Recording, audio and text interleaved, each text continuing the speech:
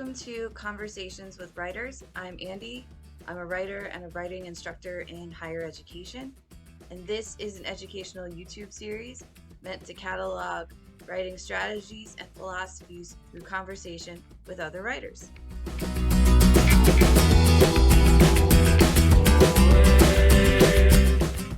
Samyn is the author of 6 poetry collections, most recently Air, Light, Dust, Shadow, Distance, winner of the 2017 42 Miles Press Prize from Indiana University South Bend, and My Life in Heaven, winner of the 2012 Field Prize from Oberlin College. New work can be found at or in Kenyon Review Online, Colorado Review, Arkansas International, American Literary Review, Diode, and elsewhere.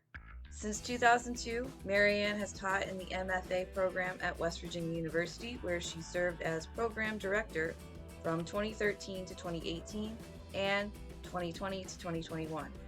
She lives in West Virginia and in Michigan, and this is my conversation with Marianne.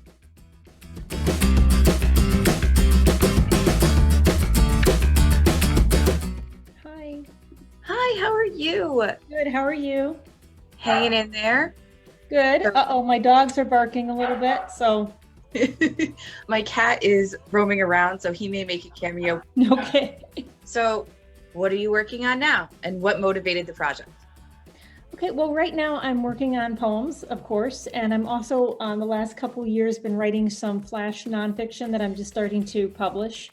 I'm not sure really where that came from, other than, my line and kind of how I hear things does change over time. So I think my poetic line's gotten a little longer.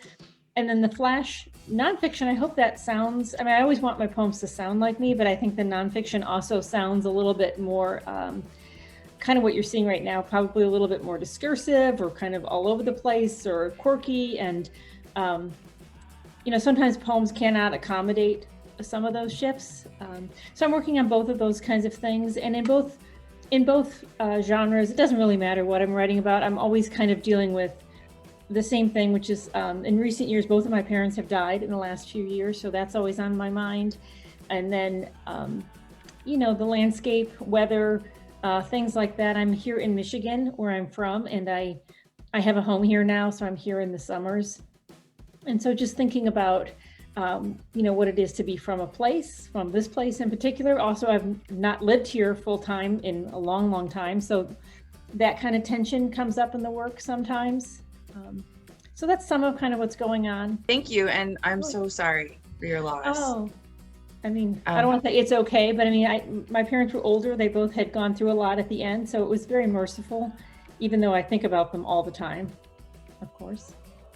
And I did notice in your latest collections, at least the ones the poems that I've seen published through individual magazines, Mm-hmm. it deals a lot with they deal a lot with your father. Sorry, Mm-hmm. that's Frank. He's cute.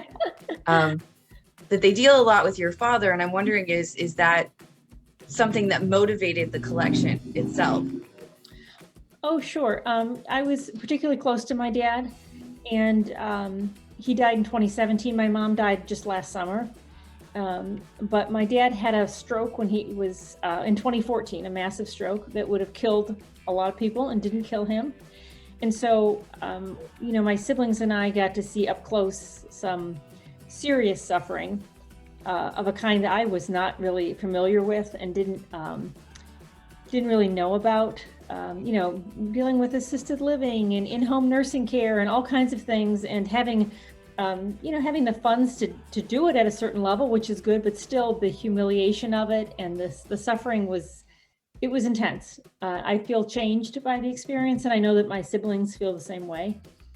And also my dad was somebody who was a great person, like a really good person, the best person I've ever met. And so it was tough to watch someone like that go through stuff that you just think like, this person doesn't deserve this. He's been through a lot of other hardships in life, and he doesn't need to learn anything by suffering in some way. Not that that's our choice, but that's something that's been on my mind a lot. And the last book took up that sort of beginnings of that. The manuscript that I have right now kind of goes through the time of his death. And then also my mom getting sicker.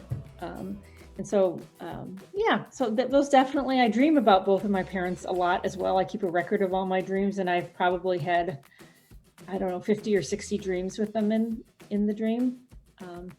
So I consider that really lucky to have that presence with me. And so a lot of my work is about both of them. Mm-hmm. And do those dreams end up finding their way into poems and the flash fiction that you're now working on? Yeah, it's flash nonfiction, but yeah. Flash nonfiction, Yeah. Flash nonfiction. Yeah, they do. And I've written a few poems that deal directly with some of the dreams, and a lot of times I just reference them. But I think dreams are super interesting, of course, and my siblings, no one else really dreams about my parents. They would like to, but I always report my dreams in the morning because we were all very close to our parents, but I feel happy to have that kind of access point to my own feelings. Then I think that brings us to, what did you learn about yourself through writing, particularly these projects? Oh, everything. I think that, whatever people kind of choose to do with their life, and it's not like they choose one thing only, like, like I see your cat walking by, and my cat's right here too. Like, I'm a pet parent and I love animals, and I'm a teacher and I'm a poet, and, all the different roles that we have, some that are chosen and some that aren't, but they're all ways that we learn about ourselves.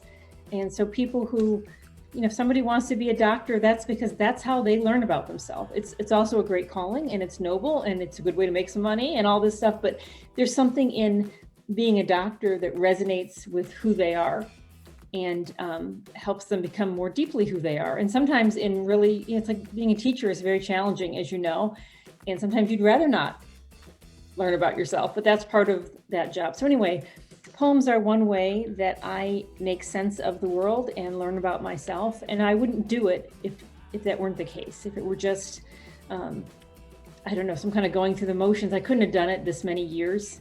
I've been doing it seriously for 30 years. You can't really keep doing that kind of thing if you're not being nourished by it and also challenged and you're discovering things.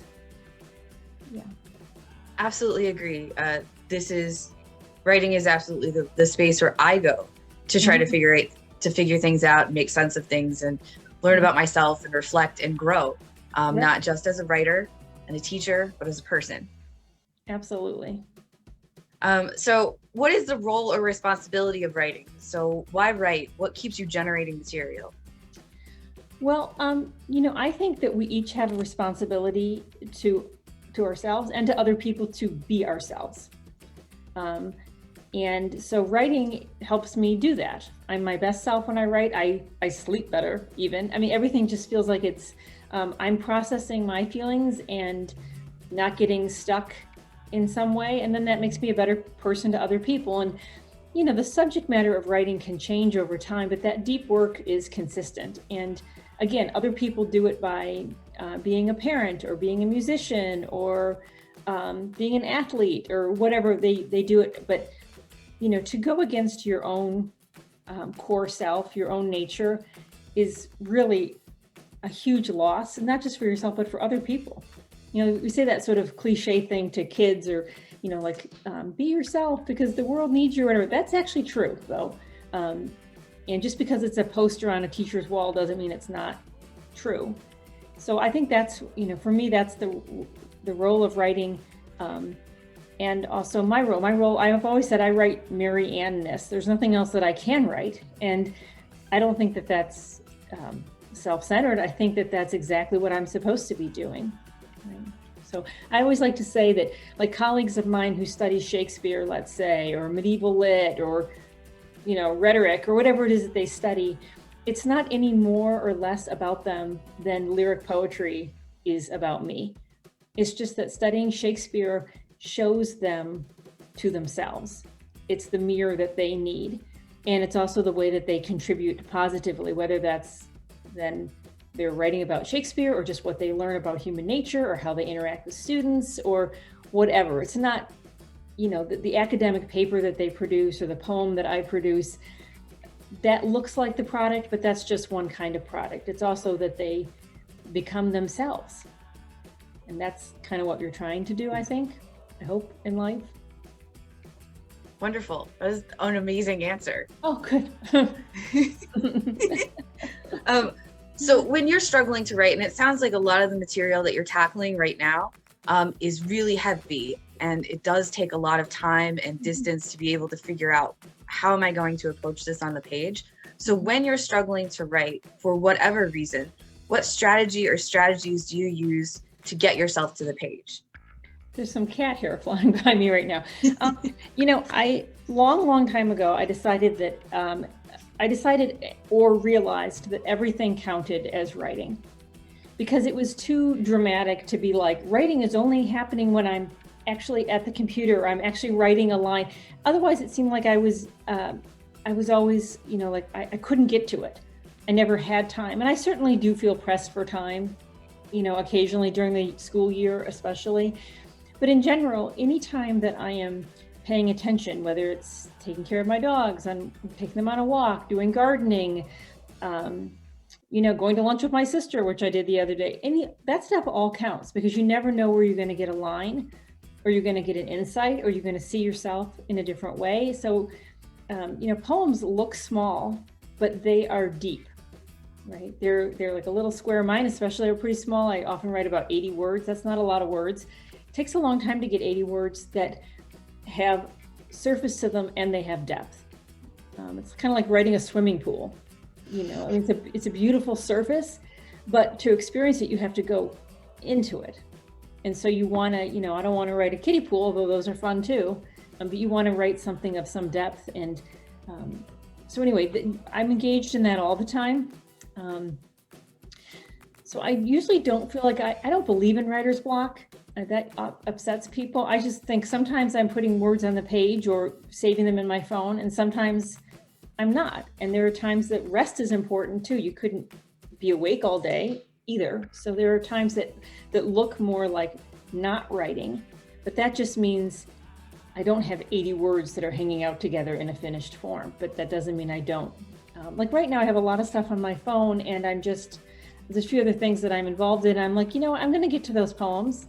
I'm going away next week for a little bit of writing time, and I know that those lines are waiting for me, and I don't feel like desperate that I need to get to them right now. They're fine.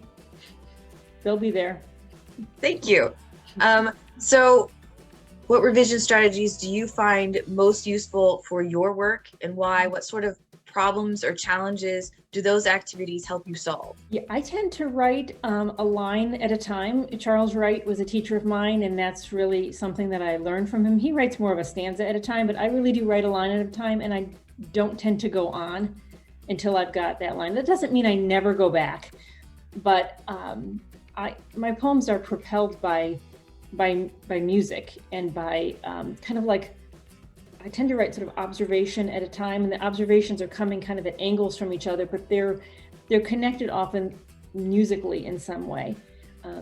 So it's tough to, it's like if you play the piano and you do a wrong note, you can kind of recover from one wrong note, but if you start to do several phrases wrong, it's tough to get back into the rhythm of it. You've kind of ruined it, and you might as well take it from the top. And so that's often, as I'm writing, I'm kind of sweeping up behind me, making sure, and I make recordings of the poems as I'm writing them a lot of the time so that I can hear the bad stuff, and the good stuff kind of clicks into place. I've said that for many years, and I know other writers have said it, and it always sounds a little mystical, but that is the experience.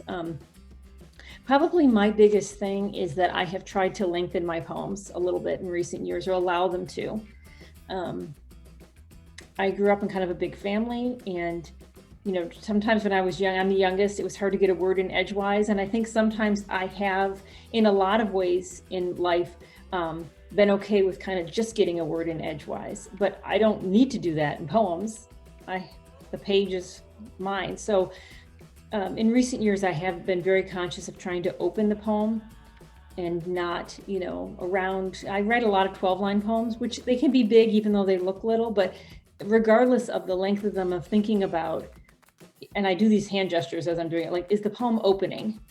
Is it, because I can feel when it starts to come down and starts to close down. And if I want it to go a little bit longer, I'll say to myself, no, remember you could, what else? Look around. So those are the kind of things I pay attention to, and the kinds of just self-talk that I guess I do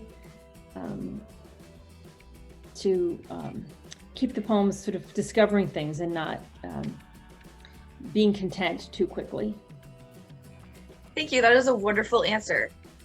What part of the writing process do you enjoy the most, and why? Yeah, I really like that, being in the poem, having a few good lines, knowing that they are good. I can feel it, and feeling like there's something else is coming. It may not even come today. I am so willing to wait. And that's something that my students aren't as willing to do. And they can't in the same way, because they have a poem due, or they're supposed to write 10 poems this semester. I mean, I don't have to write 10 poems this semester. I don't have to write any ever again, really. And that's actually great feeling. So I'm always content to wait. I'll be like, those are 3 good lines. And I listen. I listen from this ear.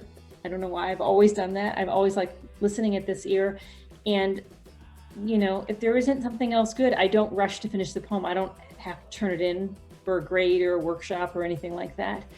But I love that feeling of being in it and feeling like I don't know what's coming next, but I have confidence that something is coming. It might be today, it might be tomorrow, it might be in a month. But I don't know, the poem is not foreclosed, and I don't know what's coming. And it's not like, oh, I could just write this out. Right? It's different than writing like an academic essay, where you are relieved, I think, when you have made the big discovery and you just have to write it out. And fiction is a little bit that way too, in my experience of doing it over the years. There are discoveries, but they're different. Poems, every line is a discovery, or should be. And I really like that. I like the not knowing, which, Keats talks about, and a lot of people, that's what I think they cannot stand about writing poems. They want to know and pin it down, but the more you try to pin a poem down, the less it will be pinned. And then other people are saying crazy things about your poems. And you're like, oh my gosh, that's not about my grandpa. And they've read all this stuff in because you've been so busy tidying it up. Like something was happening that you weren't even aware of. And like other things have got out of your control because you weren't open to the real energy of the poem. When you try to control it, something's going to spurt out the other way, and you're not going to be happy with it, in my experience. So I don't know if that answered the question, but anyway, I enjoy the process of it.